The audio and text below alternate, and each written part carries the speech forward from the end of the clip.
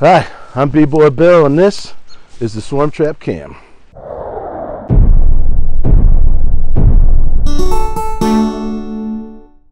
Ever since I started setting up swarm traps, I imagined what it'd be like when this giant swarm comes in.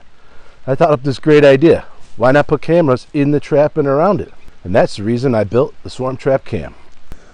So I had to get inside out of the rain. This is my shed. Welcome to my shed. And this is the Swarm Trap Cam monitoring station. So you can see I have 4 cameras set up here. These are all 1080p cameras. They shoot at 30 frames per second. And they're going to be running 24/7 to catch the swarm moving in.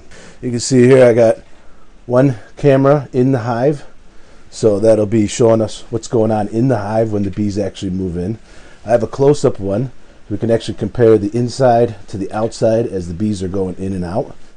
I have a medium range and I have a long range camera.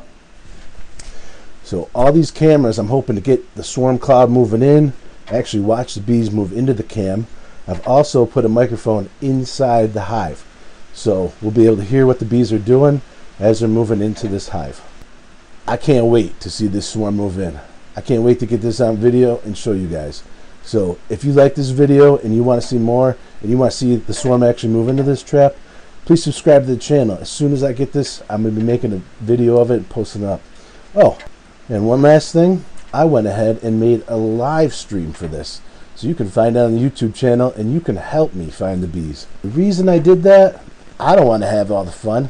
You guys can help me watch the trap too.